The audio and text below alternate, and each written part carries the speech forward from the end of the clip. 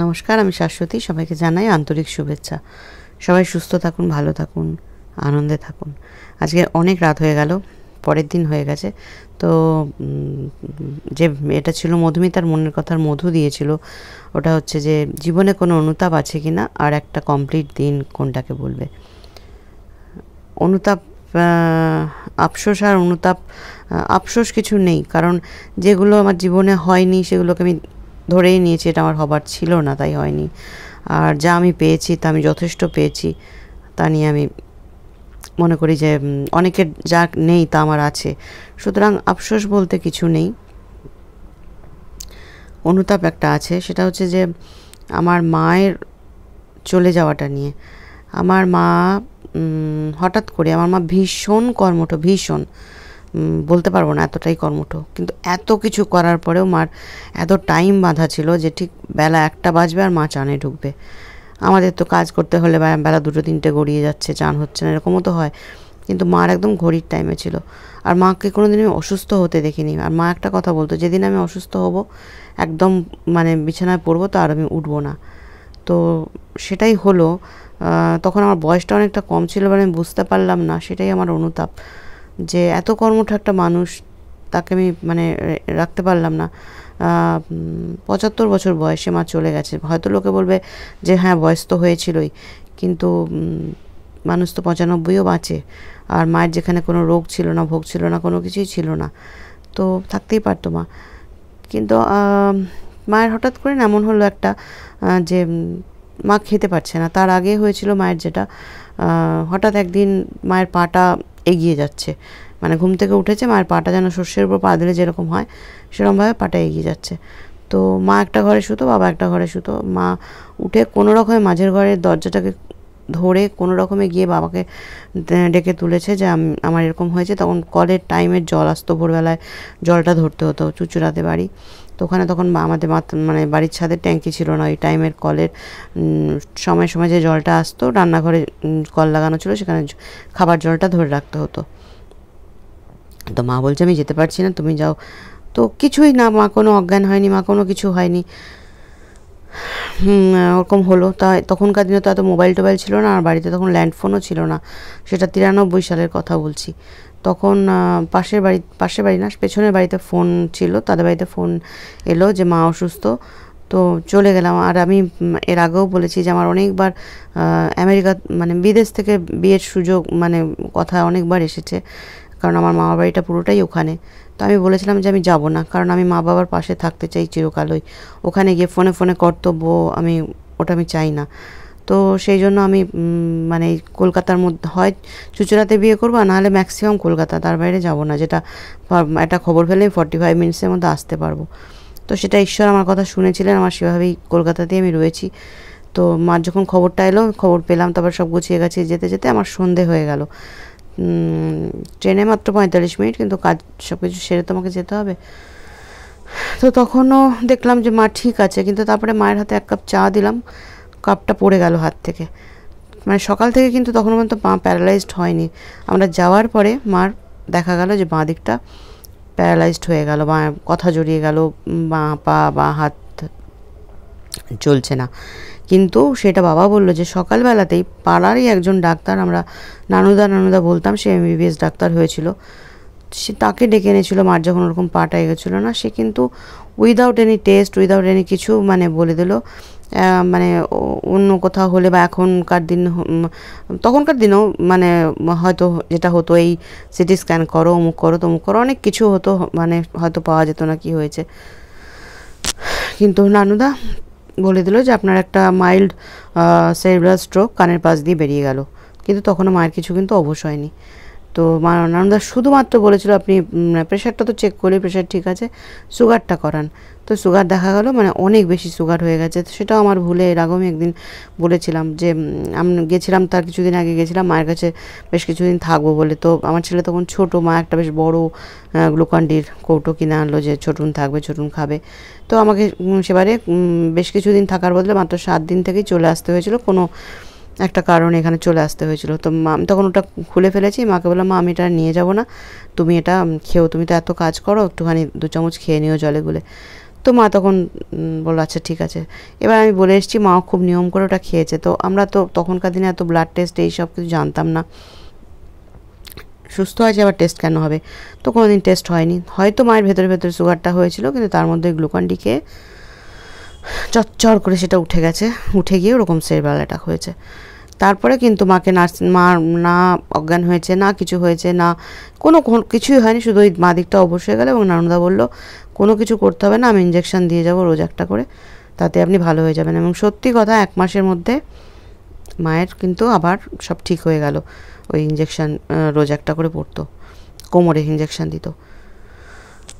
তো তারপরে তখন আমার বাবা না আর সাহস পেল না ওখানে থাকতে, মাকে তো কোনোদিন অসুস্থ দেখেনি। তো বাবা সাহস পেল না, বাবা তখন বাড়ি বিক্রি করার জন্য উঠে পড়ে লাগলো। এবং খুব কম মানে একদম লস খেয়ে বাড়িটা বিক্রি করে দিয়ে বাবা এখানে চলে এলো।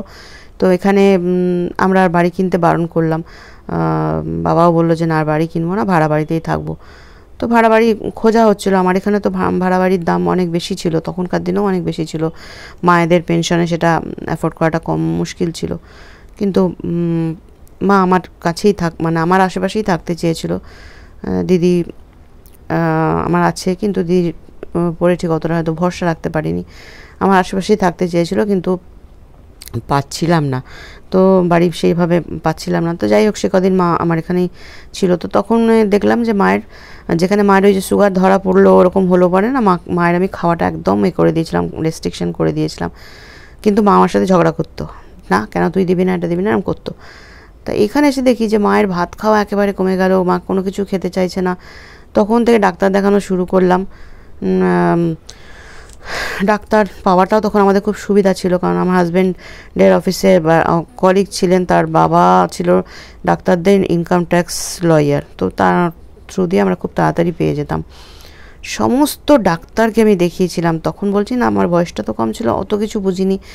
তো যেখানে যত ডাক্তার আছে মাথা থেকে পা পর্যন্ত যত মানে স্পেশালিস্ট আছে, সব ডাক্তারকে আমাকে দেখিয়েছি, কিন্তু কেউ মাকে প্রপার চিকিৎসা মানে ডায়াগনোসিস কিছু করতেই পারলো না, প্রপার ডায়াগনোসিস হলো না যে কি হয়েছে মায়ের।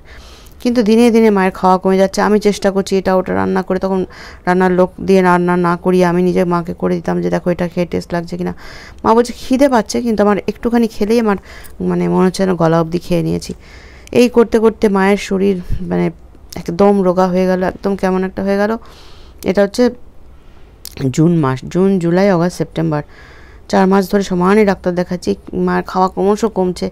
কিন্তু আমার অনুতাপটা ওইখানেই যে এখন মানে পরবর্তীকালে বাবাকে আমি যেভাবে রেখেছিলাম, তখন যদি সেই বুদ্ধিটা থাকতো যে মায়ের খাওয়া কমে যাচ্ছে, তাহলে মাকে স্যালাইন চালু করে দিই, কিছু করে দিই, মা কী করে হবে, তখন ওসব বুদ্ধিতে কোলায়নি। খেতে পারছে না, মানে ওই এটা ওটা ট্রাই করে যাচ্ছি, ডাক্তার দেখিয়ে যাচ্ছি, মানে প্রচুর ডাক্তার দেখিয়েছি।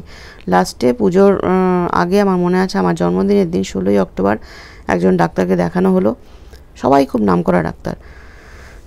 তার আগে দেখিয়েছিলাম মণি ছেত্রীকে। মণি ছেত্রী হচ্ছে হার্টের ডাক্তার।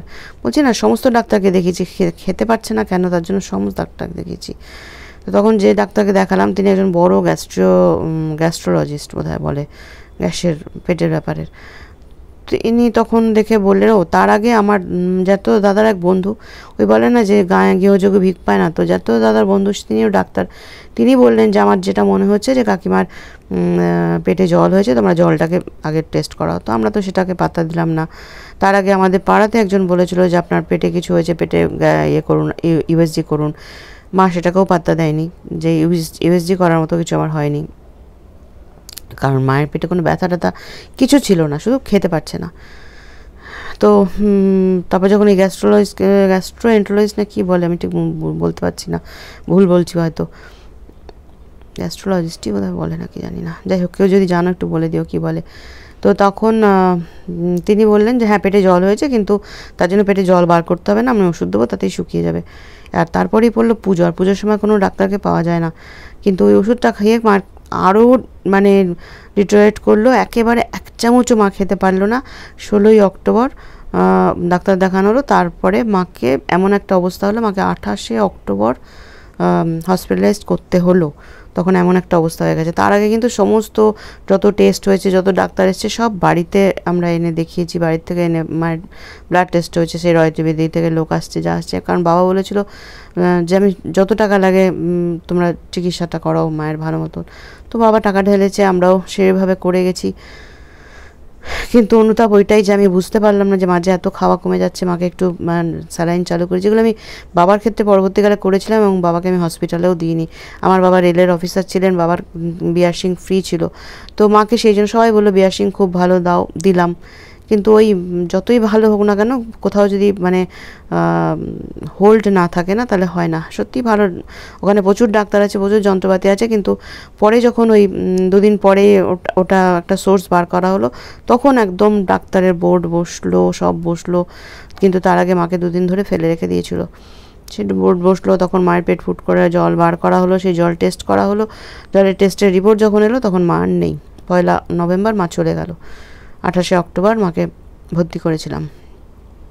তখন এলো যে মায়ের সিরোসিস অব লিভার। কিন্তু তার আগে কোথাও এত প্রেসক্রিপশান, আজও বোধহয় খুঁজলে আমি পাবো, তাবড়ার প্রেসক্রিপশান, কোথাও মায়ের কোনো কি হয়েছে লেখা নেই। ওষুধ দিয়ে যাচ্ছে একটা ডাক্তাররা।